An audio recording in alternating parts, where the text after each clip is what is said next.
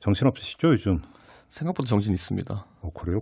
지금 여기서 정신 있으면 안 되는 거 아니에요? 워낙 일들이 많은데. 후보들이 정신이 없겠죠. 네.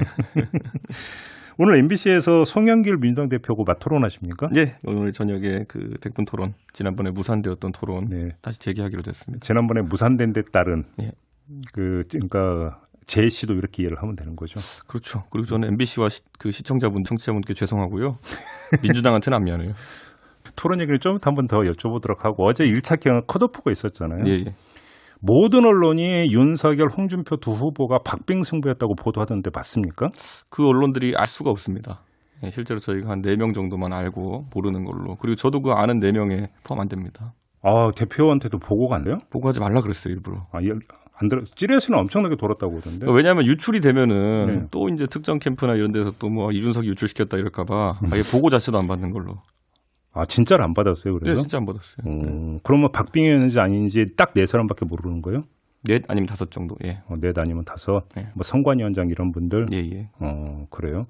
근데 지금 아무튼 뭐 여론조사 결과를 놓고 보면 홍준표 후보하고 윤석열 후보가 상당히 이제 그 2강 체제가 됐다라고 하는 게 일반적인 분석인 것 같은데 당 지도부도 그렇게 지금 판을 읽고 있습니까? 결과 모른다니까요. 아니, 여론조사 가지고. 컷오프 결과가 아니라. 여론조사는 뭐 그렇게 볼 수 있는 측면이 있고.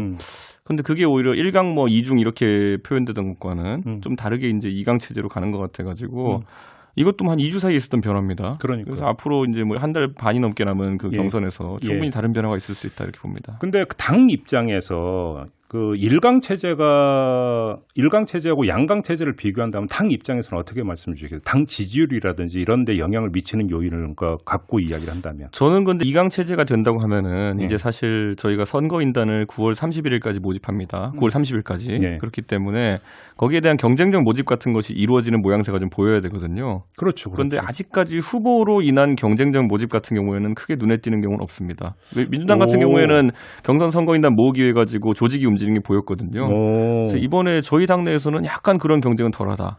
그게 지금 여론조사로 잡히고 있는 지지세라고 하는 게 충성도가 높은 지지세가 아닐 수도 있다는 얘기잖아요. 그 얘기는. 하지만 또 뒤집어 말하면 지난 전당대회 때도 보면은 민심이 당심을 이끌었던 전례가 있기 때문에 저는 뭐 충분히 또 격변이 일어날 수 있다 이렇게 봅니다. 아이가 지금까지는 그렇다는 얘기가 되는 거잖아요. 당원 가입이 이렇게 막 누가 주도해가지고 예를 들어 캠프에서 뭘 뿌리고 해가지고 모집시키고 이런 모양새는 아직 안 나오고 있습니다. 그러면 그 얘기는 여론조사에 지금 허수가 있을 수도 있다는 얘기죠. 그런데 그건 양쪽 후보다 마찬가지입니다. 그러니까. 이 선거인단 모집에 대해 가지고 매우 강하게 움직이지 않고 있는 게 그런데 물론 이거는 민주당 그냥 인바운드로 전화해가지고 자기 선거인단 등록하면 되는 시스템이지만은 저희는 약간 허들이 높습니다. 당원 가입을 하고 당비를 한 달 내는 방식입니다. 그래서 선거인단 한 번 하고 빠지는 거랑 당원을 가입하기 위한 결심의 강도는 좀 다르기 때문에 뭐 그런 측면이 있는 것 같습니다. 물론 그런 어떤 그 차이는 있긴 하더라도 어떤 후보에 대해서 정말로 내가 지지를 한다면 그 어떤 그 관문은 당연히 넘으려고 할 텐데 좀 그런 현상은 좀 특이한 현상이긴 하네요. 우리 대표께서 어제 이대로 가면 그러니까 내일 선거하면 진다라고 말씀하셨는데 이게 한 번 나왔던 이야기가 아니라 그 전에도 한 번 하셨던 걸로 제가 기억을 하는데 어떤 지금 판을 어떻게 읽고 있게 그렇게 말씀하시나요? 제가 되게 긍정적으로 살려고 노력하는 사람인데요. 이 선거 결과는 최대한 보수적으로 봐야 됩니다. 작년만 해도 저희 총선 다 이긴다고 빵빠레 올리던 사람들 다 떨어졌잖아요. 그렇죠. 그런데 그게 구조적으로 저희가 지지층이 예전에 경험해보지 못했던 60대, 70대 이상과 그리고 20대, 30대로 이제 지지층이 분화됐거든요. 근데 지난 서울시장, 부산시장 보궐선거 기준을 보면은 20대, 30대의 투표율이 70대의 절반 정도에밖에 미치지 못합니다. 그렇죠. 40대, 50대는 그 중간에 있고요. 그러다 보니까 이 여론조사라는 거는 인구 비례로 통계로 따라가지고 주민등록대로 그냥 이렇게 통계를 가져가지 않습니까? 그래서 20대, 30대의 실제 투표율이 높지 않으면은 지금의 지지율은 실제 투표자 수 기준으로 했을 때는 약간 과대표된 가능성이 있다. 그리고 역대 20대 투표율은 상대적으로 낮았죠. 그래서 저는 이제 20대, 30대가 우리 주 지지층이 됐다고 한다면은 이들을 투표장으로 끌어내기 위한 적극적인 행동들이 필요하다. 그들이 좋아하는 아젠다를 토론에서 다루고 이런 것이 중요하다고 생각하는데 글쎄요. 생각보다 우리 후보들이 그런 쪽으로는 아무래도 후보들이 60대 이상인 분들이다 보니까 아직까지는 움직임이 좀 약한 것 같습니다. 그런데 홍준표 후보는 지금 20대한테 그 상당히 좀 호응을 얻고 있다라는 여론조사 결과가 나오고 있지 않습니까? 근데 뭐 딱히 또 20대를 위한 정책이 아직 나온 건 아니고 그 홍준표 후보 같은 경우에는 약간 이제 그 뭐 젠더 이슈나 이런 것들 좀 이제 살펴보고 있는 것 같긴 한데 아직까지 매우 적극적이진 않습니다. 어제 그래서 아내, 부인 뭐 이 그 용어를 가지고 상당히 힘들어하시긴 하더라고요. 그런 건 뭐 그냥 가십성 이슈고요. 좀 더 본질적인 어떤 이런 이슈들 건드려야 되는데. 그러면 우리 이준석 대표께서 지금 보시기에 내년 대선 결과를 가르는 핵심적인 요인 가운데 하나가 20, 30대의 투표율. 저는 거꾸로 이런 생각도 합니다. 그러면 저희가 이 이대남 돌풍이니 뭐 20대 돌풍이 이런 얘기를 할 때 서울시장 선거 때 72.5%라는 그런 출구조사 결과를 바탕으로 하는 거 아니겠습니까? 그렇죠. 근데 그 선거에서 20대의 투표율이 이례적으로 낮았어요. 30대 40% 40% 맞아요. 초반이었거든요. 맞아요. 그러면은 둘 중에 하나입니다. 예. 애초에 투표율이 낮은데 저희가 그 중에서 많이 나왔거나 아니면은 민주당을 지지하는 성향의 분들이 안 나가가지고 우리 투표율이 굉장히 우리 득표율이 높았던 것처럼 비춰지는 것일 수도 있습니다. 가설은 그렇게 성립될 수 있죠. 그 가설 중에 어떤 것이 옳냐 저희는 꾸준히 검증하고 있는 것이고 예. 제가 요즘 그래가지고 이게 뭐 저희가 사람 이름 넣어서 조사 못 돌리지만은 그 당세를 이제 조사하면서 그런 아주 설계 문항을 넣어가지고 이게 과연 진짜 역선택의 요소가 있는 것인지 아니면 아까 말했던 것처럼 그 샘플링의 요소가 있는 것인지 실제 우리 2030 지지율이 많이 높아지고 있는 것인지 이런 것들을 저는 당대표로서 열심히 공부하고 있거든요. 후보들도 하고 있을까요? 그래요. 그러면 세대적인 요인 말고 지역적으로는 지금 내년 서울 지역의 민심이 더 중요해지지 않았습니까? 어떻게 보십니까? 서울 지역은 갈수록 이제 서울의 인구가 줄고 있는 상황인데 네. 그 서울의 인구 빠진 것이 대부분 이제 젊은 세대가 이제 자기 주택을 마련하려고 경기도 외곽으로 나가면서 빠지는 거거든요. 그 서울의 단순 이제 표심 구도는 2012년이 열 때보다 저희에게 좀 유리해지고 있는 그런 상황이긴 합니다.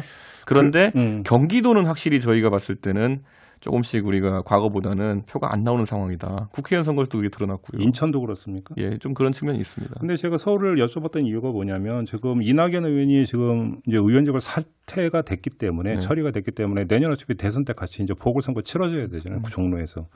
그래서 이제 종로에 이제 누가 공천받아서 나가느냐에 따라서 사실은 또 서울 민심하고도 바로 연동이 되는 부분이 있기 때문에 그래서 이제 지금 이제 슬슬 이준석 출마론이 나오던데 본인 얘기 좀 답변을 듣고 싶어요. 혹시 검토하고 있는 게 있습니까? 제가 상계동에다 그렇게 투자를 했는데 예.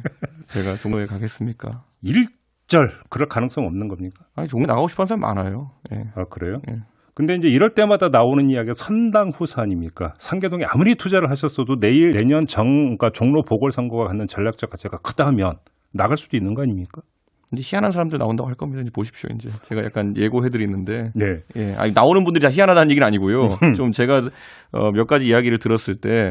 좀 개인적인 욕심이 있는 분들이 있기 때문에 벌써 움직이고 있습니다. 네, 그분들이 뭐 욕심을 부정적으로 평가하는 것이 아니라 그분들도 굉장히 훌륭한 분이고 상징적 의미가 있는 분들이라 가지고 저는 제가 안 나가도 충분히 그 러닝메이트적 성격의 그 종로 후보는 많다 이렇게 봅니다. 아무튼 그럼 우리 이준석 대표는 전혀 생각이 없고 나갈 일 없다 이렇게 단정적으로 말씀해 줄 수 있는 겁니까? 예, 저는 선거 준비하느라 바쁩니다. 그래요. 그 재선거 말고요. 그러니까 그 대선. 알겠습니다.